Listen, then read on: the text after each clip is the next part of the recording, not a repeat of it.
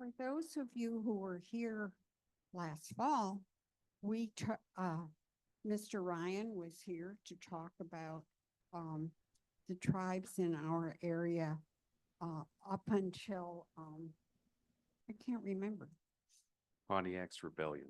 Okay, thank you. I remember. Jacob Ryan earned a BA and a BS from Olivet Nazarene University and an MS from Illinois State University. His interest in the cultural and social life of Indigenous people in the Midwest has been a lifelong interest as he grew up on the Mississippi River and in an area that had been populated by the Fox and the Sac tribes.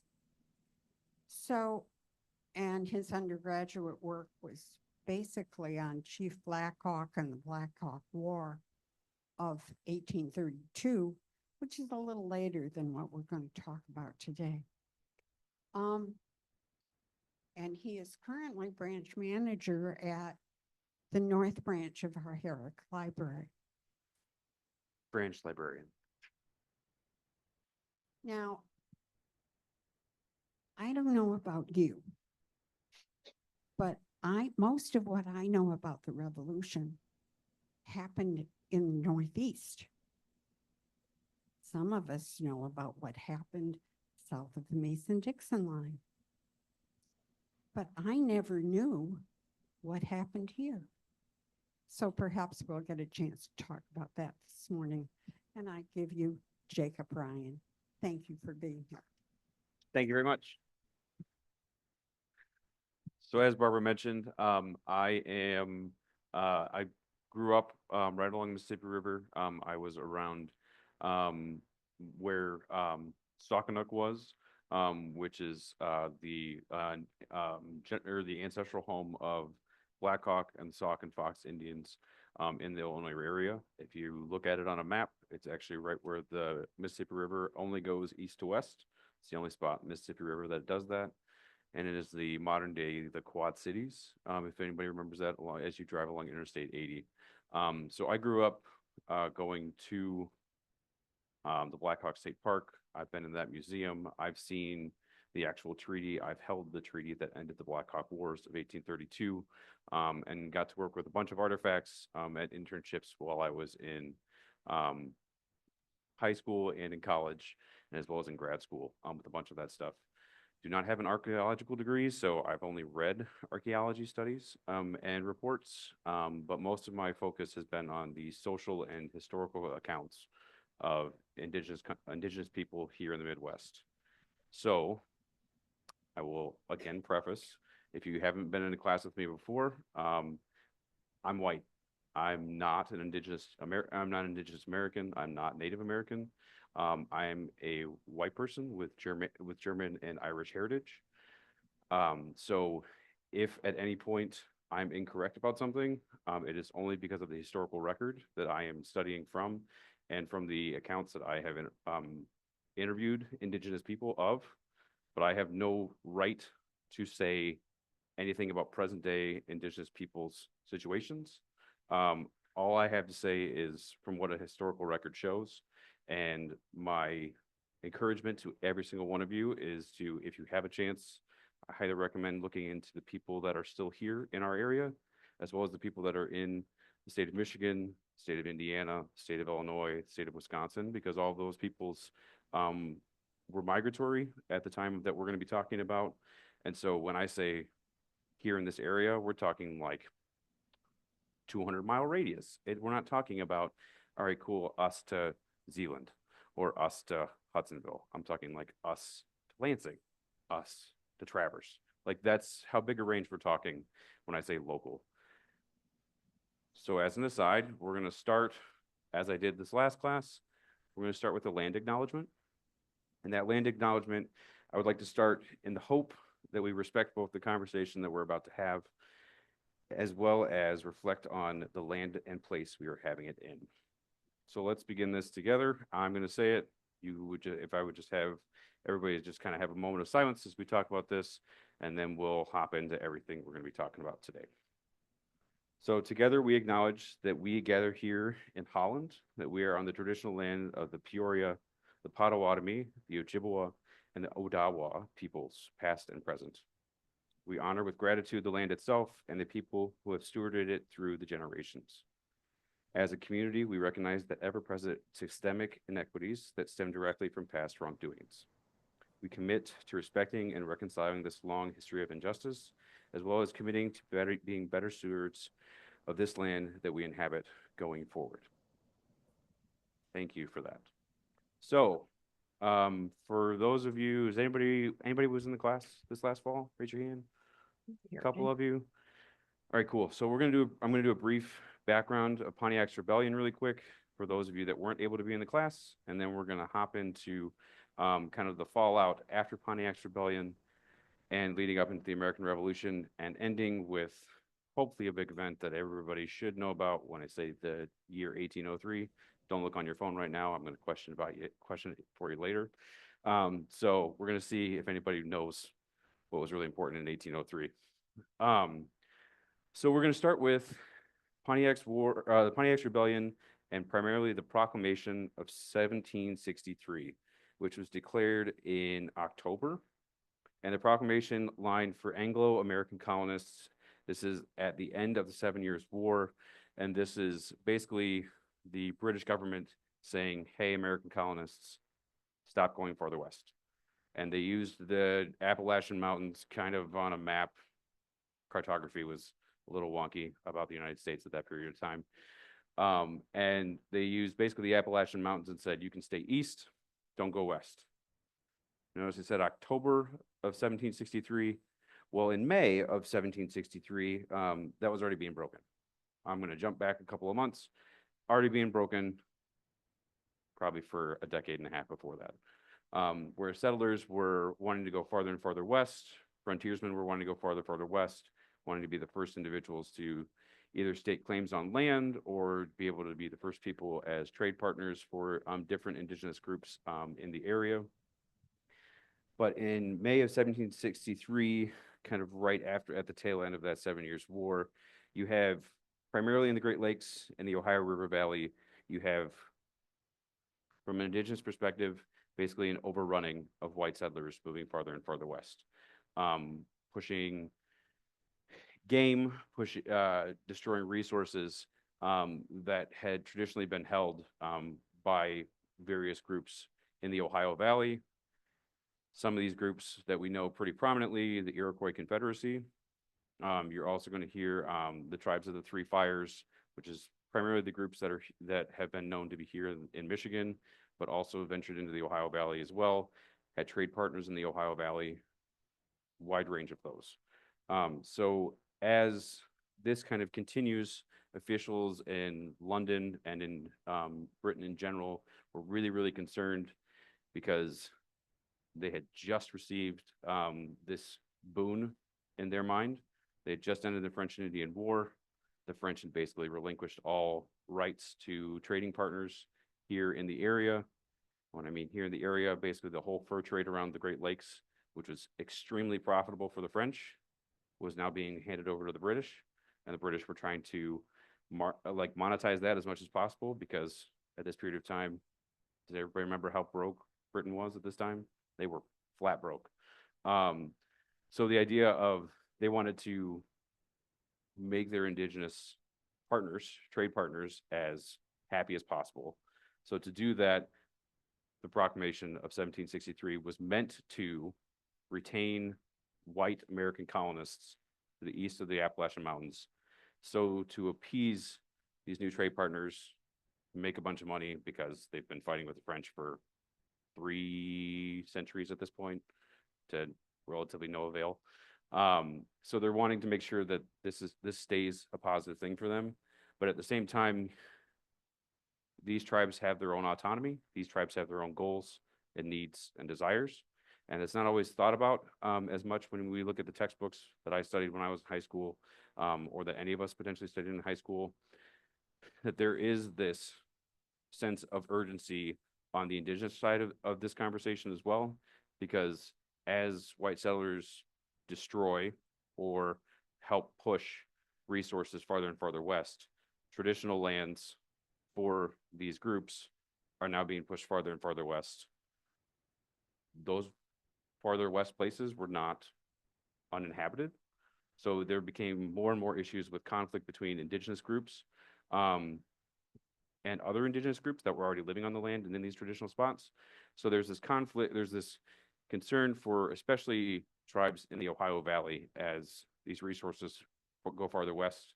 They're traveling as a migratory group to follow these resources, but then they're running into tribes that are already settled and established in our Great Lakes region. So that's where this Pontiac's Rebellion comes. Historical accounts debate whether or not it was coordinated to start out, or if it was just a spontaneous reaction to some of the furthest west British fortifications. Primarily one of those is Fort Edwards Augustus, which is in Wisconsin, as well as Fort, I can't ever say this one. I think it's Presque Isle in Pennsylvania. Thank you. Yeah, obviously Western Illinois, don't know all that. But yeah, so kind of unknown, but they happened relatively at the same time. And then it became this point where it turned into a coordinated attack, but it's still debated about whether or not it was actually coordinated by Pontiac and his kind of cohort at the time, whether or not it actually was intentional. Biggest issue for white Americans was that Pontiac was pretty successful, especially with the fact that Pontiac and most indigenous tribes behind him were pretty familiar with the land. White settlers were not nearly as settled. So these fortifications were easy to cut off from other resources, break communication, surround, starve out, attack if needed. So these coordinated attacks went really, really well because lots of these little forts were isolated.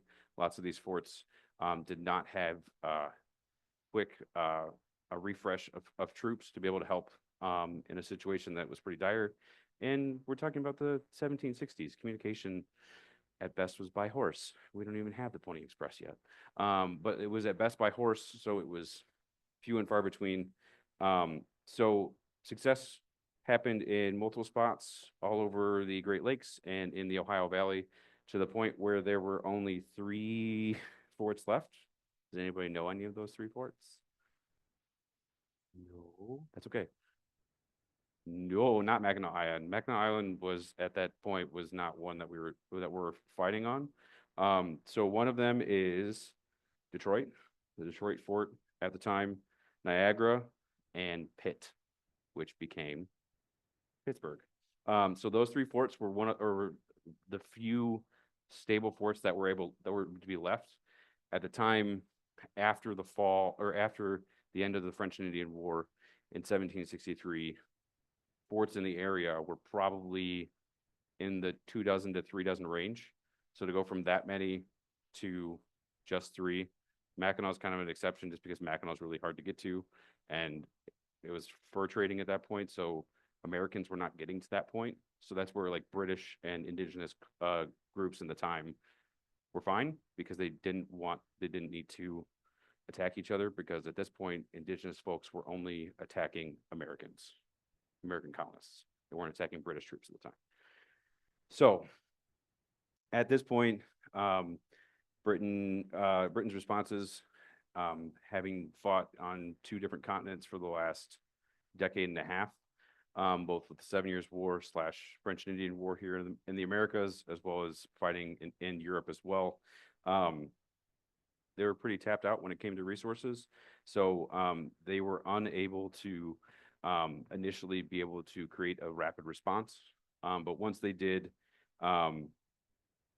the Native Americans in this area turned to the French, who had been their allies for almost a century and a half at this point. Turned to their allies, but unfortunately, the French were pretty exhausted with resources and were unable to give aid.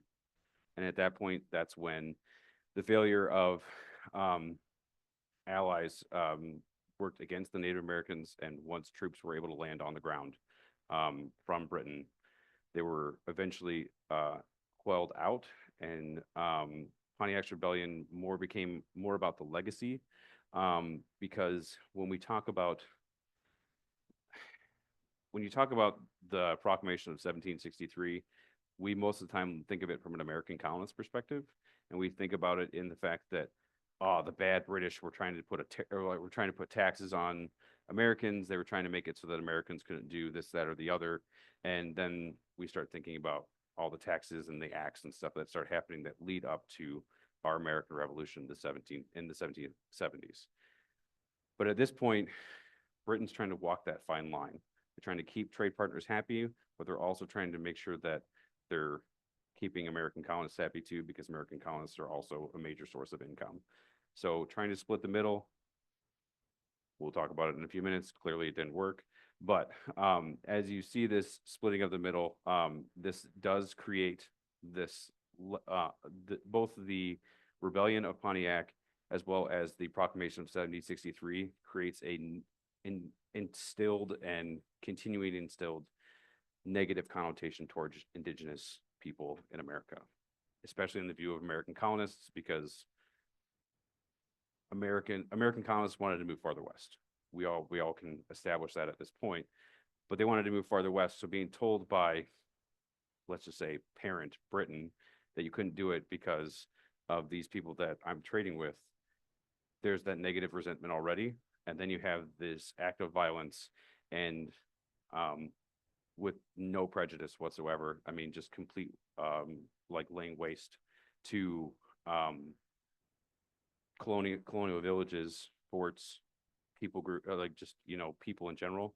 Pontiac's Rebellion basically just soured everybody's perspective, every American colonist perspective on Indigenous people and their rights, which if we ever get to that point, you'll see how that affects when we get to talking about the Bureau of Indian Affairs, which comes about in the 1800s. So this violence, like I said, has those unforeseen consequences, and it gets to a point where Native Americans get upset with British people because they see that they've been betrayed. Americans are upset with British people because they don't want to be taxed anymore, and Americans despise Native Americans because Native Americans are in the way of what they foresee as their forward progress. So, everybody still with me? Make sense so far? Any questions at this point? It's a lot of info, I'm sorry. All right, cool. Yeah, go ahead.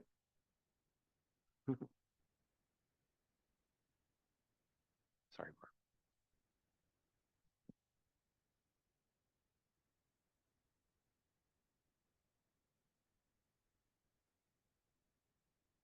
Since we didn't have a country yet. Yeah. What were all these forts? How were they staffed? So it's a mix of both like American frontiersmen and then eventually British soldiers. You're talking some of those more famous individuals as we get farther into the 1760s, 1770s. You start getting some of the people that we all may know, like in Kentucky. There's a pretty famous guy that was known as a pretty well-known frontiersman at that point. But individuals like that are starting to show up. And those are the people that were meant to primarily scout out some of these French forts, see what was manageable, see what was serviceable, and then British troops would be brought in. At that time, you still have American colonists that are part of those British conscripts, and then you have just British placed troops. So it's a mix of both. But like places like Mackinac and stuff like that were primarily British troops that were brought in from England and not American colonists that were manning those forts. Does that answer your question? Cool. Absolutely. All right. Bit of a review. Really important to make sure that we're talking about that. That's why I wanted to make sure we talk about this base too, because then we're going to start talking into other aspects that lead up to the American Revolution. When I say Shawnee, does Shawnee Indigenous people sound like they're from this area? No, they're not. So you're gonna probably go, Jake, why did you title this class as Indigenous people of the Great Lakes when we're gonna talk about a group that is from the Great Lakes? Because this is important. this has a dramatic effect on how all indigenous people were treated, and it's still leading up to the American Revolution. And so while there was a minimal presence of Great Lakes tribes in this group, it's still really important to focus on because it does have, again, a lasting effect on the interactions that Americans will have with indigenous people in the Great Lakes. So Shawnee-Dunmore War. Does that ring a bell for anybody? No, so this is actually going to be in Virginia. So there's a brief, we're going to do a brief snippet of this, and then we'll go back to the Great Lakes, I promise. So even after the proclamation of 1763, you still have lots of tribes in the Ohio Valley, and so that kind of like Western Virginia, now West Virginia area that are still kind of reeling from the idea that there's still so many people coming over the Appalachian Mountains because they believed that Britain as a whole was able to control the American colonists, and they saw that as a broken promise when more and more American colonists keep coming flooding over the Appalachian Mountains. So they were considered illegal squatting on the land. I am talking about the American colonists when they do this, but this, as I've said, has led up to several decades of violence at this point. And while more and more of this land is being plotted for farms, this was traditional hunting land for people in the Ohio Valley. And so one of the more famous people in this area was Daniel Boone. Yes, correct. So Daniel Boone once led several incursions, but this incursion here in 1763, he encountered a Shawnee group who cautioned them to go home and stay there because this is the Indians' hunting ground. Like the proclamation, like the King's proclamation, white settlers normally ignored most of these warnings, even from indigenous people. So it did not necessarily always start with immediate violence. There was the request to kind of cohabitate the land, but more and more people came over the mountains. More and more people wanted more land. And those promises from an indigenous perspective were perceived as being broken, and which led to continued violence in the hope of protecting the land.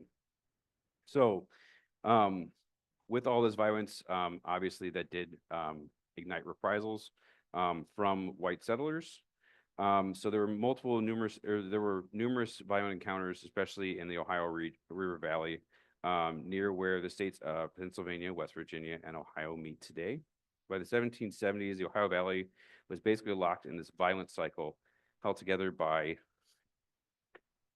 continuing drastic and frantic moves by British officials, both British governors, as well as Parliament, to kind of break that cycle. And indigenous leaders continued to descend farther and farther into frustrated conversations with these trade partners. So as we get farther into the 1770s, we get this decade of tension here in the American continent. We have some of these acts like the Stamp Act, some of the other ones.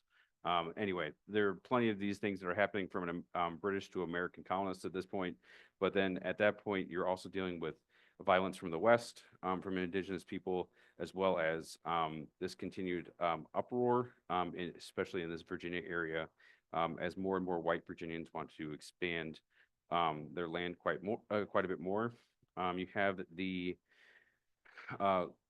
this lord who came over from Britain to basically take out huge swaths of land for pennies on the dollar, and his name was Lord Dunmore. And with the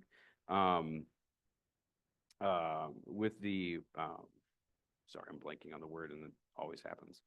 With the permission of the Virginia governor, who was John Murray, settled several militia forces in the area, and at that point started attacking small indigenous villages when the men were away.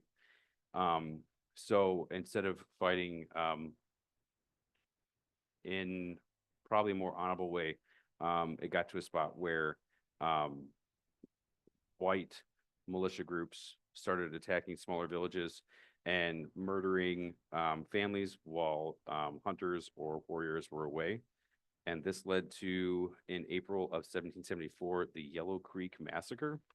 And at which point there is a one prominent individual who went by the name Logan, whose family was completely killed.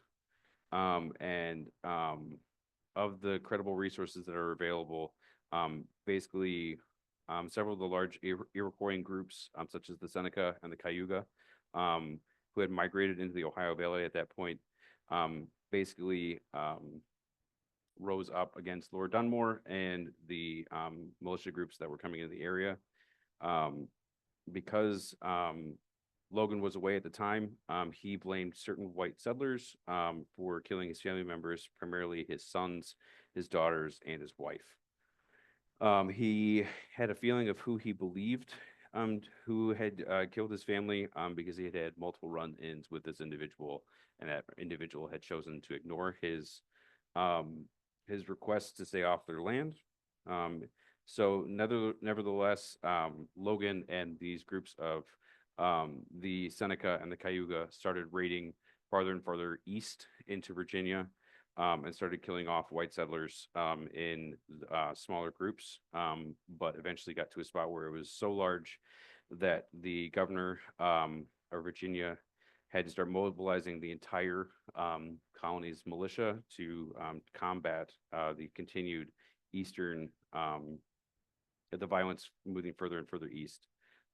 So this actually unfortunately posed a very good opportunity for Lord Dunmore and for Murray, as well as white settlers, because they saw this as an opportunity to overwhelm and overtake the smaller indigenous groups by using a massive use of force and then pushing their domain farther and farther west.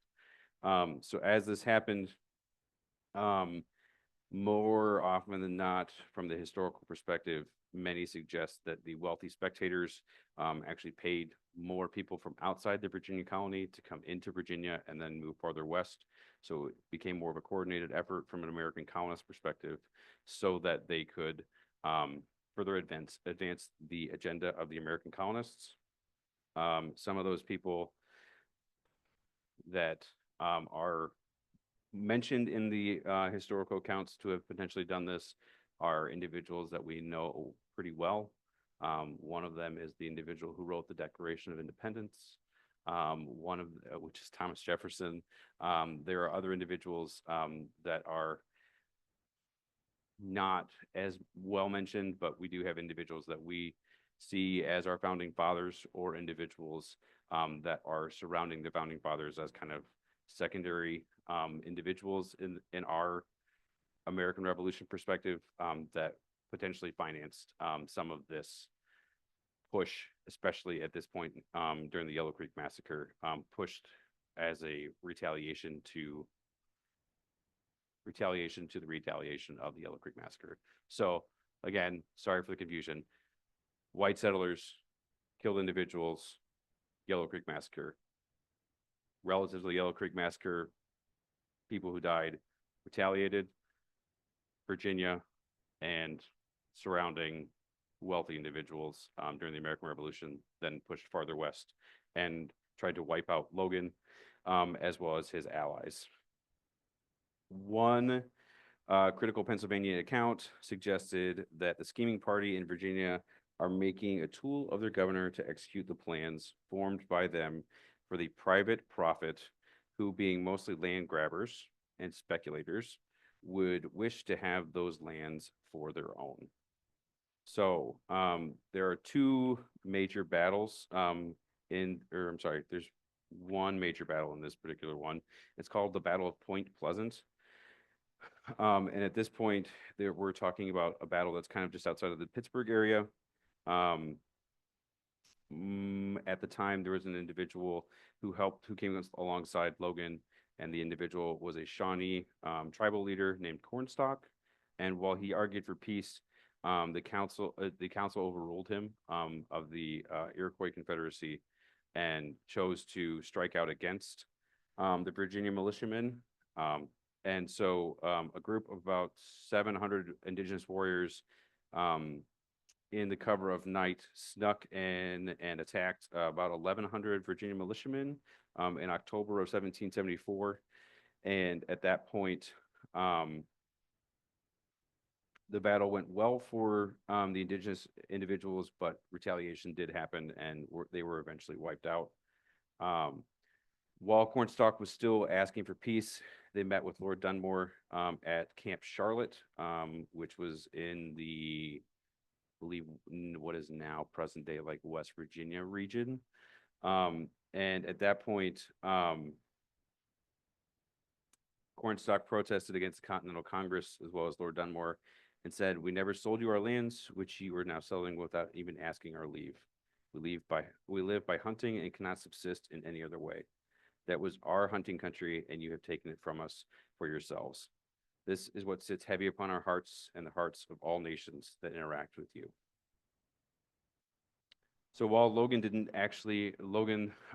individual who started the retaliation for the Yellow Creek Massacre, did not attend peace negotiations. Instead, he met separately with an envoy from Dunmore. And according to later testimony, he and Logan sat together underneath an elm tree, and Gibson listened to Logan deliver a speech that became known as Logan's Lament. And in that, he points out that even he had even been a friend to white settlers when they came into the area, and nevertheless, he lost his entire family to their attacks. His speech concludes with the haunting question that would be remembered long after these events for him, which is, who is still here that can mourn me? Not a one. So as Dunmore comes back to Williamsburg and goes back to the governor's palace with 4 captives as part of the Treaty of Camp Charlotte, Dunmore wrote that he intended to keep them until he was convinced of their sincere intention to adhere to the agreement. In the aftermath of the victory for Dunmore, he was incredibly popular with white Virginians, and town officials were considered congratulating him on the conclusion of the dangerous and fatiguing service that he has done for the colony of Virginia.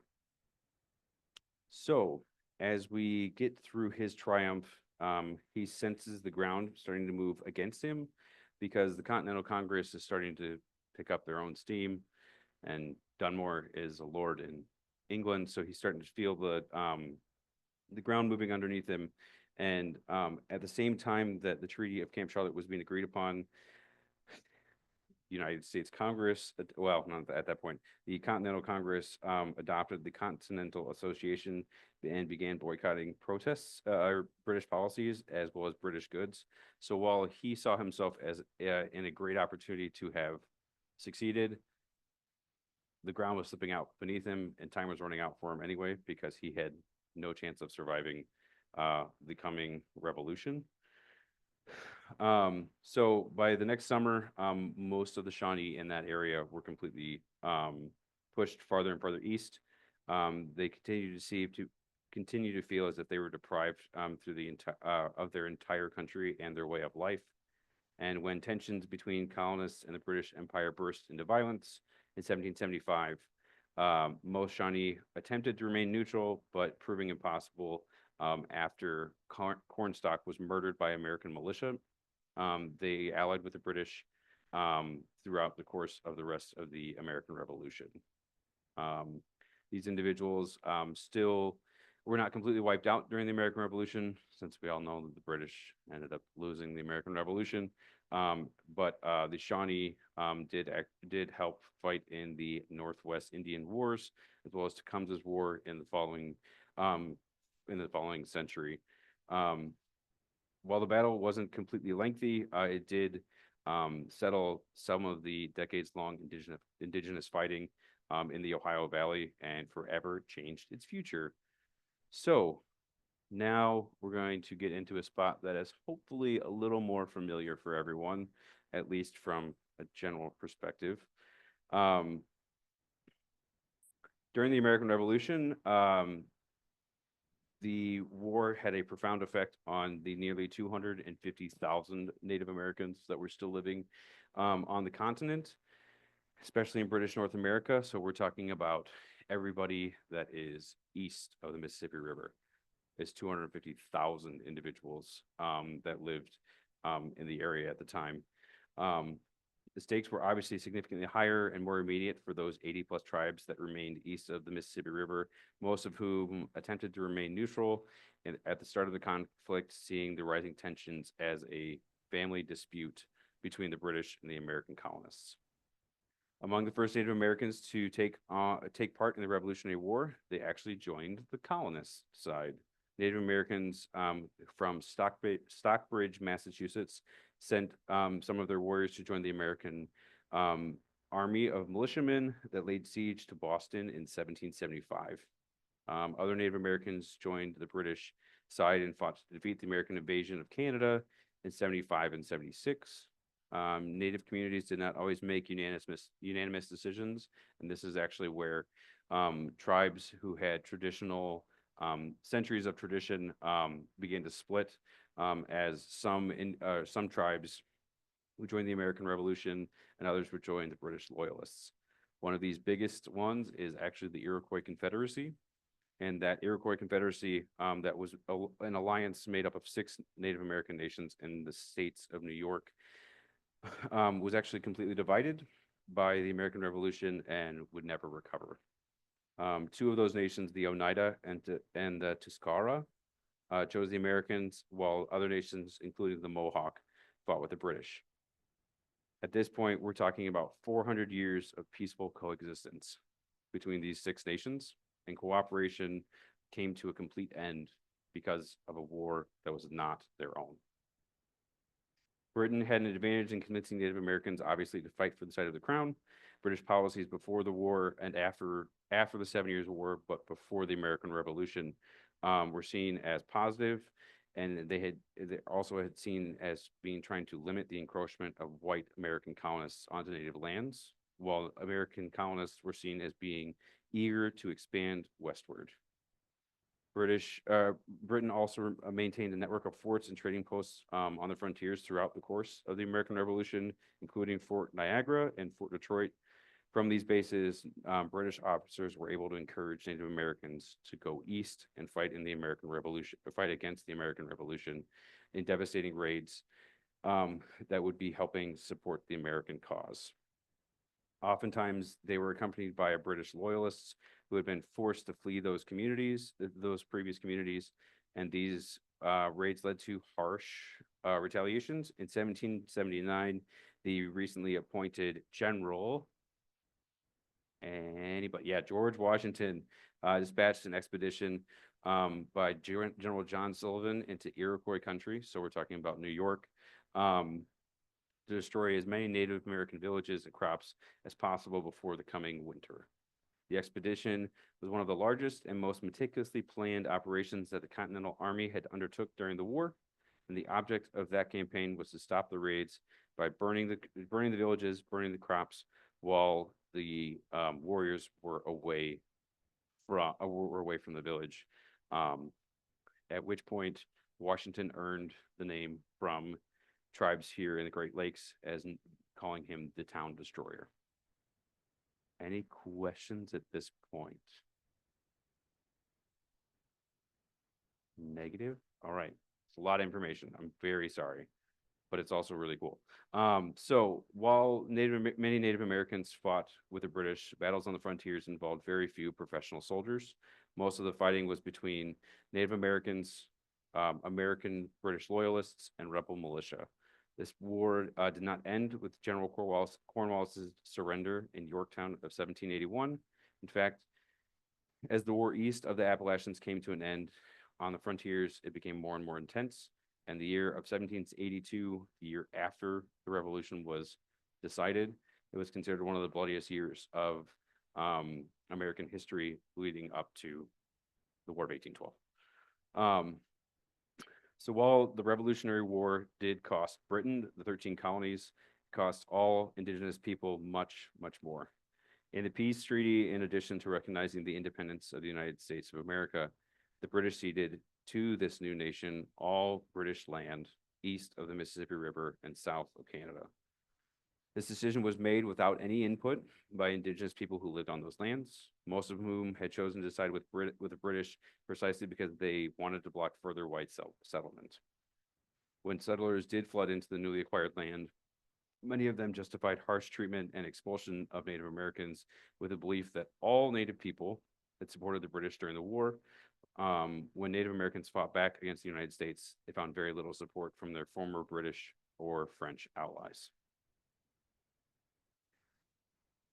So while we talk about the American Revolution, more often than not, we think about it in a very positive connotation for us as we sit here, but it's something to really make sure we think about, that while it was to our benefit, it was also to somebody else's detriment. And so in this conversation, we're going to now start actually talking about the indigenous people of this area. And don't get me wrong, I'm still going to give you plenty of time for questions. So there's going to be some brief snippets as we go through here real quick. But now we're going to be talking about the Northwest Indiana Wars. And when I say Northwest, do not mean Seattle, do not mean Portland. I'm talking about Michigan. I'm talking about Wisconsin. I'm talking about Illinois. Because at this period of time, that's the Northwest of the United States, which is still so weird to think about sometimes. And I've been studying this for 2 decades at this point. So as a concession of the Treaty of Paris of 1783, we already talked about this, Britain ceded all the land east of the Mississippi River. And so while America basically quadrupled in size at that point in time, on a map at least, where the British continued to occupy forts such as Niagara, Detroit, Oswego, and one other one that everybody knows, Michilimackinac. So the British still actually had several of these forts within their possession and maintained those forts through the 1780s, 90s, and into the 19th century. Because if you stick around for next fall, maybe, I'll start talking about the War of 1812 as well.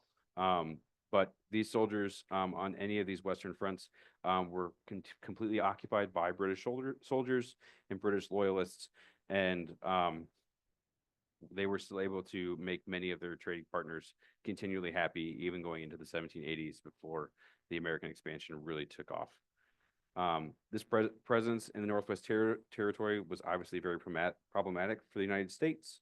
After the Treaty of Paris, treaty commissioners from the U.S. told Indians living in the Northwest Territory that they were considered a conquered people, and as such were not entitled to live in any part of the Northwest Territory.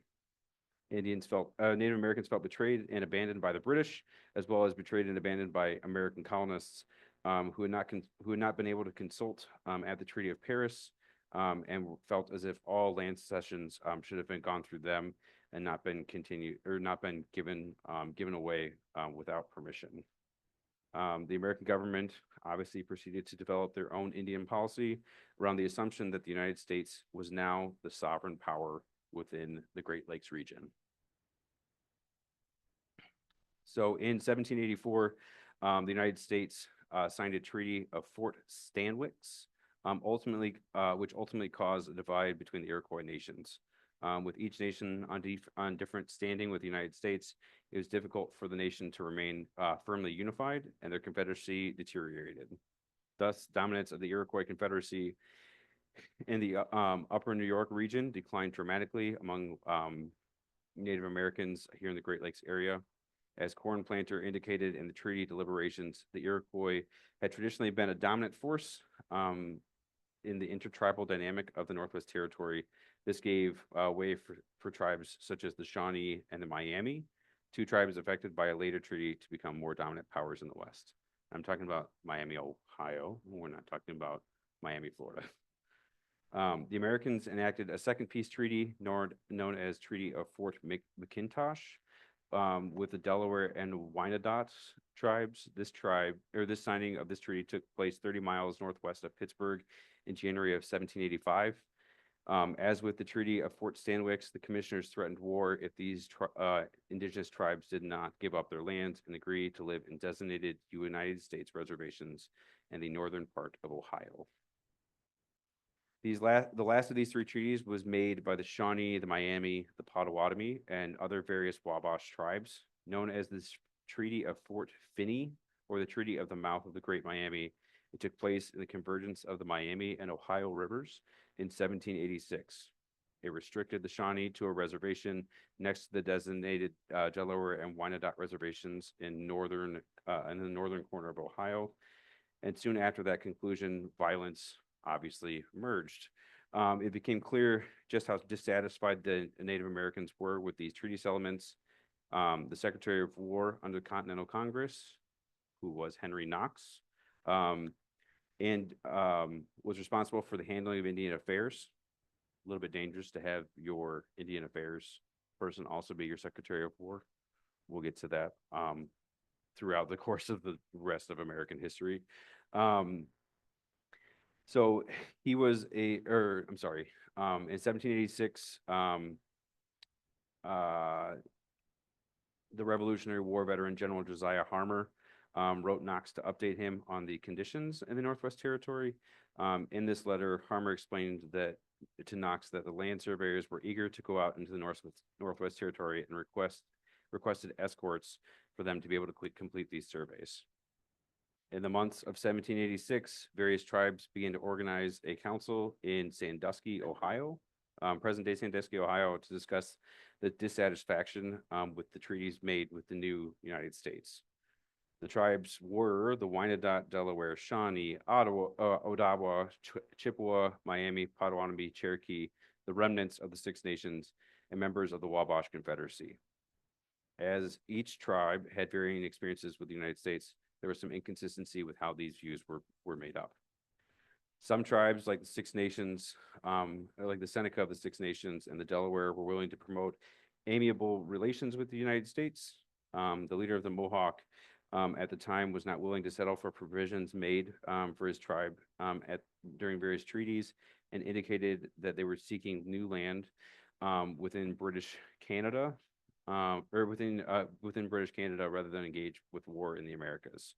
On other hand, several members of the Wabash, the Miami, and the Shawnee were adamant about fighting to protect their lands from the onslaught of the Americans. And some of these tribes that were included are the tribes that we know here in Michigan today. So the Ojibwa, the Odawa, the Potawatomi, and members of the former Miami Confederacy created a new confederacy known as the Northwest Confederacy. And with that, they appointed a head who was a Miami warrior known as Chief Little Turtle. Amidst all these growing tensions, the United States drafted the Northwest Ordinance of 1787. This ordinance would dictate that the Northwest Territory might be organized and inducted into the United States. However, since the federal government was aware of indigenous grievances, the Northwest Ordinance also affirmed that the United States would respect rights regarding assumed Indian lands. Anybody think that worked? It didn't. Once a piece of territory acclimated 60,000 white free inhabitants of the government would then admit it into the United States on equal status with all other states. Notice I said white, because in that time, there were still over 75,000 Native Americans living in this area. And at that point, they were talking about 60,000 white inhabitants to be able to see themselves as a state with the rights attained to them by gaining statehood. The ordinance also specifically stated that the utmost good faith shall always be observed towards the Native American, or towards the Indians, and that their lands and property shall never be taken from them without their consent. Didn't go very well, I think. At this point, also in this ordinance, a veteran of the American Revolution that many of us might know, because there's a city right along the Canadian border named after him, Arthur St. Clair, was raised to become the governor of the Northwest Territory. Now, as we talk about St. Clair, he met with delegates from the new Northwest Confederacy in December of 1788. Though invited, many of the tribes decided to refuse to negotiate land secession with the United States and refused to participate in any sort of treaty council. At that point, St. Clair asked for reinforcements from then President George Washington, and George Washington called troops to enforce the United States dominance in the region. In 1790, President Washington sent General Josiah Harmer to capture the Miami capital in present-day Fort Wayne, Indiana, and that's where the treaty was signed a year previously. And at this point, under the leadership of Little Turtle, Native American forces decided that their best option was to attack rather than to continue to try to negotiate land secession. This is actually, and I brought the book because, and I apologize that I'm moving. This is actually at this point when St. Clair fights this tribal confederacy to a loss. So this is a book. I'm going to do a shameless plug because I'm a librarian. Haha, welcome to that. So this is called The Victory with No Name. It's by Colin G. Calloway. And basically this talks about St. Clair's defeat by the Northwest Confederacy in the late 1780s and early 1790s. Highly recommend. Read this like 3 times for both class and for fun. I know that sounds weird to say that I read a history book for fun to some people, but I'm going to guess that lands with some people here in this crowd because you're here on your own time. But anyway, in this book, as well as I'll briefly overlay, under the leadership of Little Turtle, Native American forces attacked new U.S. recruits as well as exhausted American Revolutionary veterans. And because of the lack of training and skill of the new recruits, Native American forces had a huge upper hand, and due to the lack of experience of tactics against an indigenous opponent, they were soundly defeated. 2 days after Harmer asked for another envoy to the Northwest Confederacy, once again, he experienced a dramatic defeat at Confederacy warriors' hands. And in this campaign, Harmer is to have believed to have lost 200 soldiers of about 1,100 that he had at that time frame. In 1791, now we get to talk about St. Clair, who is now considered the governor of Northwest Territory. He was sent out to accomplish what Harmer could not. St. Clair recruited a much larger force to lead a successful campaign against this confederacy, but continued lack of experience was proven to be problematic. And once more, many troops were lost by the American citizens. St. Clair had individuals of recruits that had little to no practice on a battlefield. Some were expected to have never held a gun, and were going up against seasoned warriors of the Northwest Confederacy. At the point that we're going to be talking about, which is the Battle of Wabash, in 1791, November of 1791, St. Clair actually gave the Indigenous Confederacy an advantage unbeknownst to him. And while Americans were unable to form a defensive position, Little Turtle led a group of about 1,000 Native American warriors against St. Clair's 1,100, and the Battle of Wabash lasted maybe a day and a half. The Northwest Confederacy first attacks St. Clair's militiamen, overtaking them with ease, and then a line of St. Clair's regulars began firing, but Little Turtle's men found their weakness and started flanking American troops. As U.S. forces continued to fall, those following the campaign, including wives, cooks, and others, joined the battle. St. Clair eventually authorized a retreat on the second day, leaving behind wounded soldiers and a bunch of supplies. Battle of Wabash, sometimes known as the Battle of 1,000 Stained, holds the highest casualty rate of any battle in the United States history at 97%. So out of 930 troops that began the fight, more than 630 died, 264 were wounded, and the Western Confederacy was considered to have only lost 21 men and had 40 injured of 1,000. Not good odds, really. I mean, the fact that we skipped over this in American history is pretty telling. Embarrassed by yet a second loss, President Washington and Congress increased support for a much larger and well-trained force known as the Legion of the United States under the command of Major General Anthony Wayne. Due to his experience in the 7 Years' War, President Washington appointed Wayne, who was a veteran of both the 7 Years' War and the American Revolution, to lead the U.S. troops against the Northwest Confederacy. As a seasoned veteran trained in military protocol and tactics, he diligently trained all of his troops rather than relying on loosely regimented militia and civilian volunteers.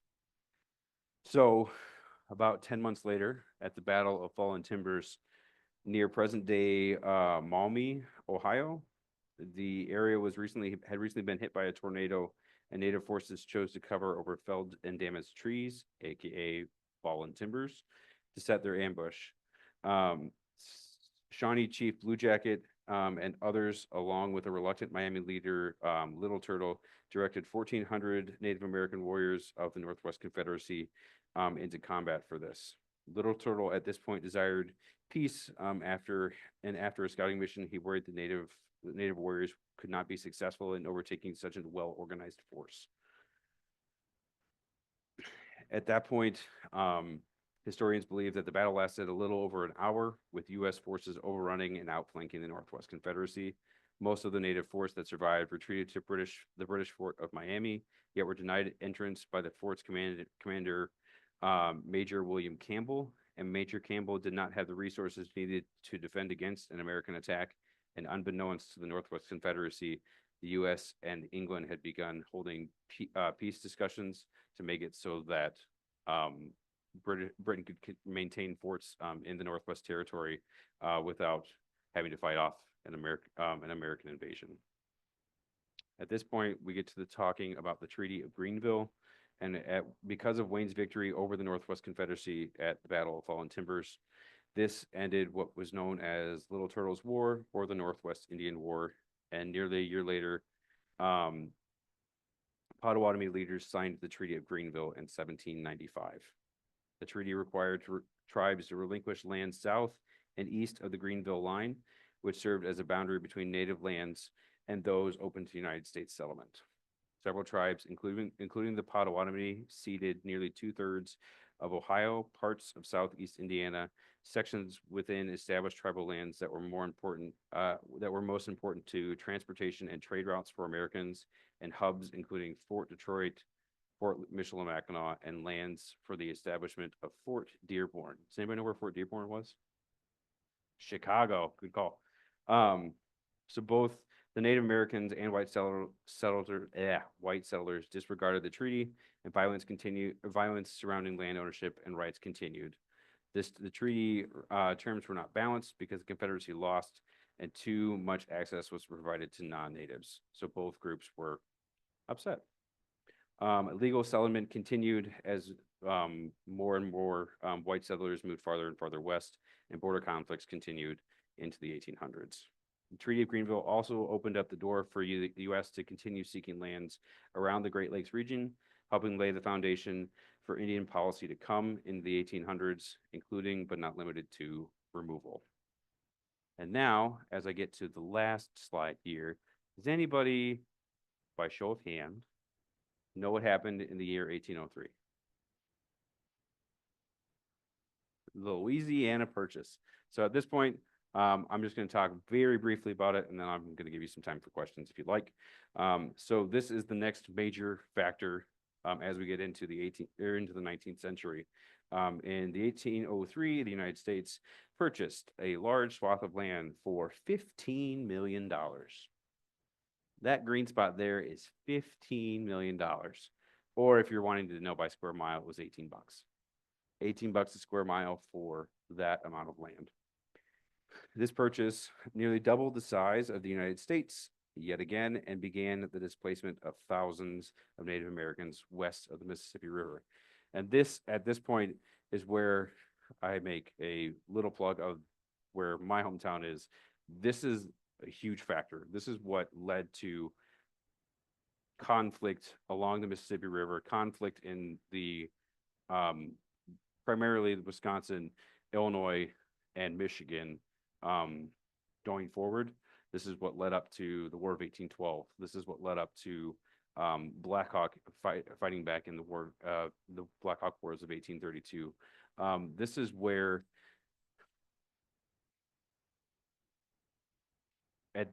unfortunately, at this point, this is where lots of indigenous tribes that had been on the outskirts, that had kind of had a choice to be part of the conflict or kind of ignore it, got to a spot where there was no choice at all. Your choice was to cede and move from ancestral land or to fight. And so with this purchase in 1803, this is where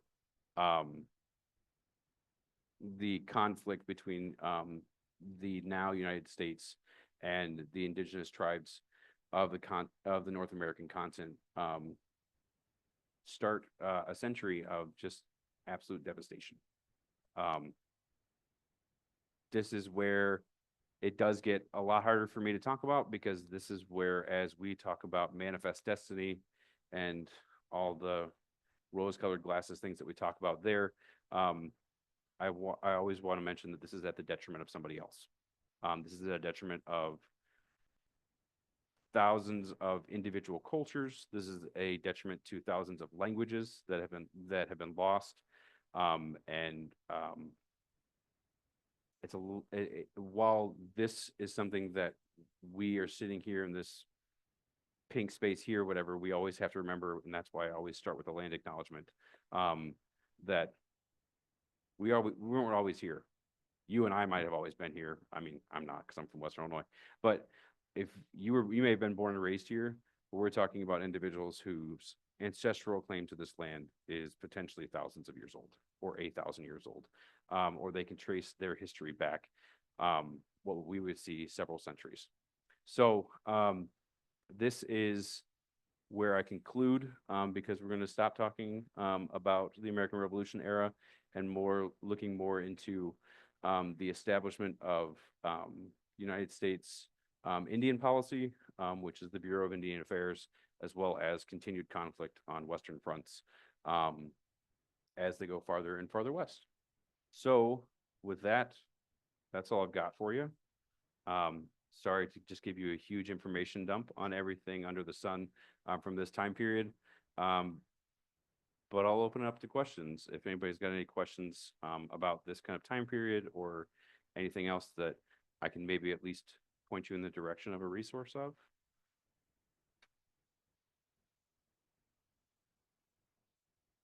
Yes, right over here.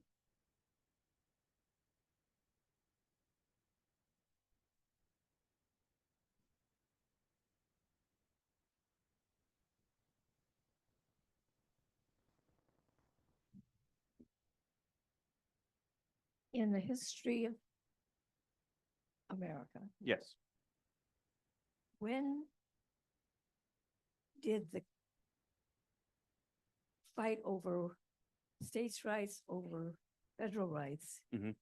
kind of realize we have to stick together as a nation Mhm. rather than individual states?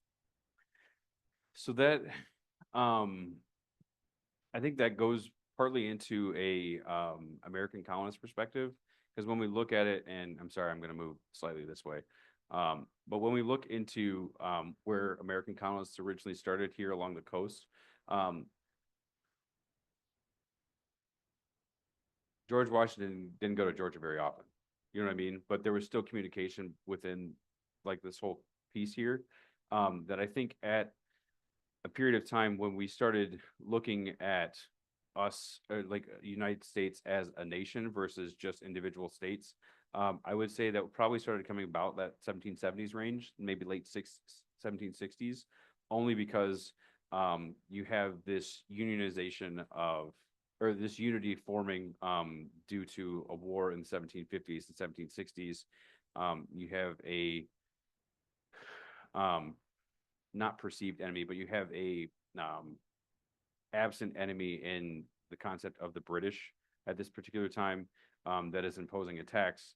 And then you have the actual real presence of British troops being put on the ground in that 1770s range, that you start seeing this kind of us versus them mentality, and us as American colonists versus us as British British colonists. Does that make sense? Yeah.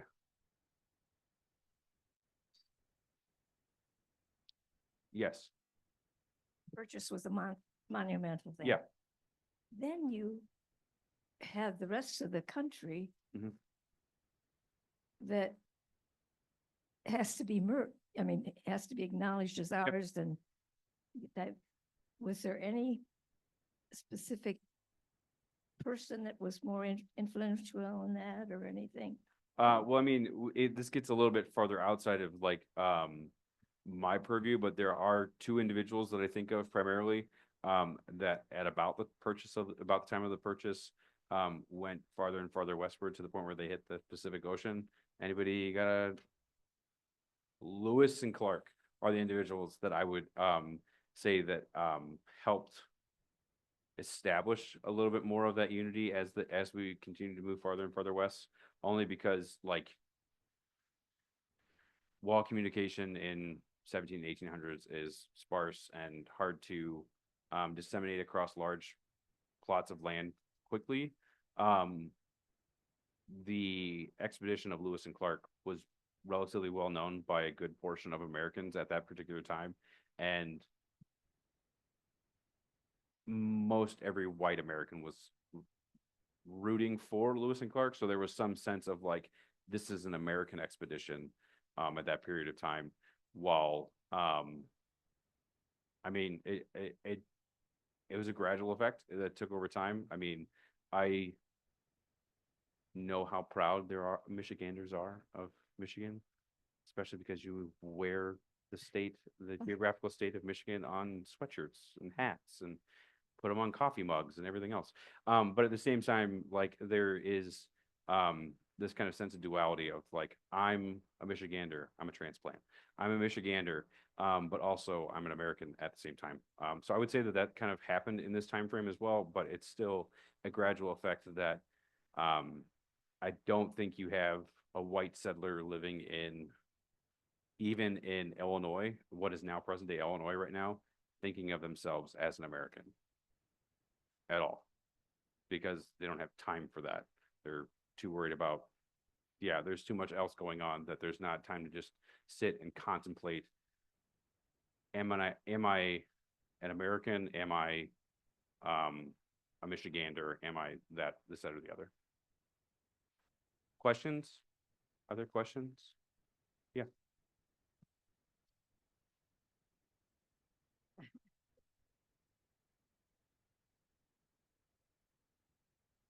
So your talk today ended in 1803. Yes. Was there any hint of any organized indigenous struggle in what we now think of as Michigan? Because there were some whites, although not a lot.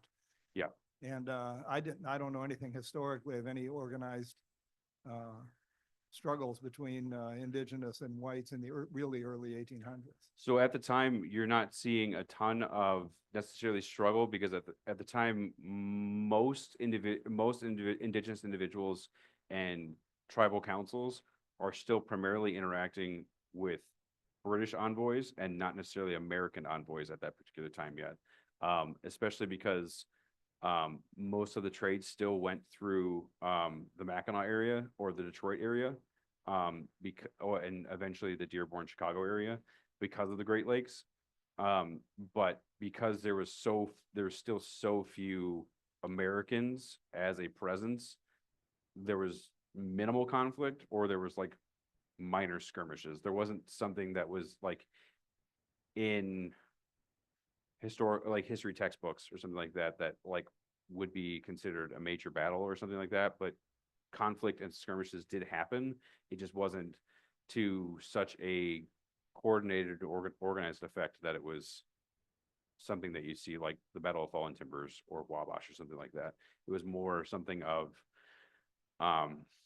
small tribal families, a band of maybe 30 to 50 individuals attacking a smaller village or a single white family settlement, not necessarily bands of 500 to 1,000 attacking larger forts or different stuff like that as well.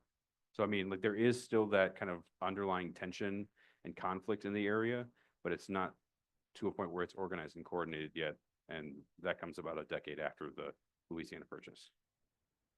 Go ahead.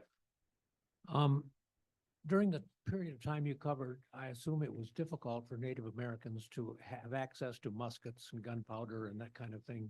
To a point, yes. How did they acquire that kind of material? Just theft and So, Conquering? so some of it is a mix at that point. So, when we talk about the Great Lakes region, you're talking about us here in Michigan, you're talking about Wisconsin area too, but then you're also still talking about New York. You're also still talking about kind of that Pennsylvania, northern Ohio area too. And so it came from different sources. So while some of those sources, let's say for the Iroquois Confederacy, who had longstanding trade agreements with British settlers in the area from 1700s on, were getting things such as muskets and stuff like that to hunt better. That was the primary purpose when British traders were trading muskets to them, was for them to get more furs faster so that you could then have more money coming from the furs that you could send back to Europe. So some of that was British, and then obviously some of that was French too, from the 1600s into the 1700s, was primarily French here in our area with Michigan and Wisconsin and stuff. But when you think like full Great Lakes, it comes from the various European powers that the individual tribes were interacting with. And that's where it kind of becomes a buildup. Obviously there were raids, obviously there are opportunities within war or a military campaign to acquire more firepower.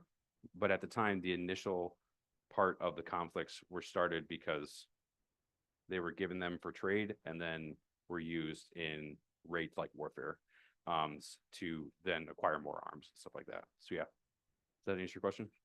Cool. Yes.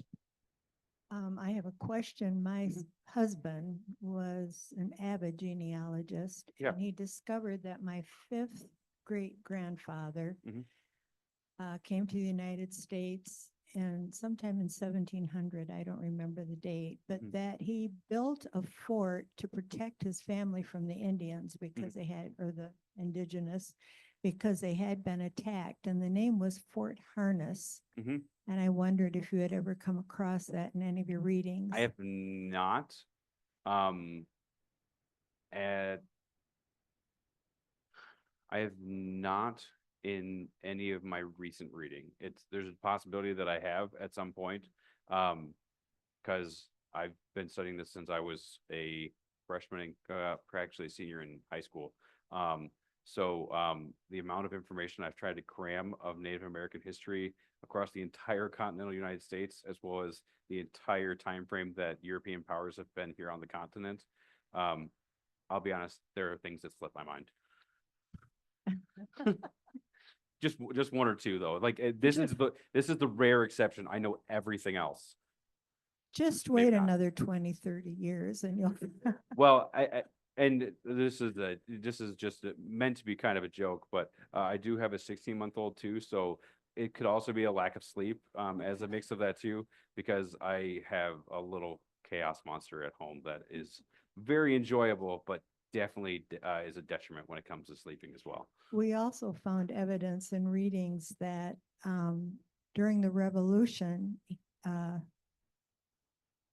President Washington was a general then. Yeah. And he did stay there for his protection, and he fed the soldiers. Interesting. in Yeah. George Washington, Yeah, yeah. I will This make a is- note of it, look up and see Thank if I you. can learn more. Yeah. Unfortunately, Hannah's phone is powered off, but I think the gist of the question from somebody online was, did you mention a native, an indigenous museum down in the Quad Cities area? Yes, so there is an area, it's called the Black Hawk State Park. So if you're going, anywhere west, highly recommend taking Interstate 80. even if there are boring stretches of land through Iowa. I have family in Iowa. I joke with them. I know you're a Hawkeye. That's fine. There it's called the Blackhawk State. It's the Blackhawk State Park, and there is a museum there that does focus on the Sauk and Fox Indians of that region. It does have artifacts from Keokuk, which is like I said, the city that was there. And there are other great spots along the way as you go towards that region. Like I said, it's right on the Mississippi River. We're talking like where I grew up, I could ride my bike to the Mississippi River as a middle schooler. So it was really, really close. But there's also great options along the way too. I highly recommend Starved Rock if you've never been there. There are places in Wisconsin as well that are great historical museums, both for just kind of, it's good to get that local perspective because then you get layers upon layers of all the history that have come up. Shameless plug to the Holland Museum. They're awesome too. But like you get that layer of Indigenous history in the area, as well as kind of how we came about to be in different spots. So highly recommend that if that's a place that somebody's interested in stopping by on the way down. Yeah, absolutely. There's a real good book called Follow the River. Maybe some have read it. They actually made a movie of it. Yeah. But if you haven't, it's about a woman that was kidnapped by the Indigenous and was able to find her way back home by following the river when she escaped. Mhm. It's very interesting. It's Good read. It's a good read. I have a question. Yes, Barbara. Why is Anthony Wayne named Mad Anthony Wayne? It's a great question, Barbara. Mad Anthony Wayne. There are quite a few reasons that I'm not going to go all the way into. I'm going to leave it as a tasting for you to suggest that I come back. Okay. If there are no more questions, I guess we're complete. So I will make one final shameless plug. I see a couple of faces that I recognize, but highly recommend visiting your local library. There are plenty of opportunities. I did all of my research through library resources, through the Melcat system, which allows us to get any library book in any library in the state of Michigan. So if you do have an interest and want to learn more, highly recommend being able to get a library card if you don't have one, but then use the resources that are available to you and that are completely free for you to use, so that you can learn more if you want to about this.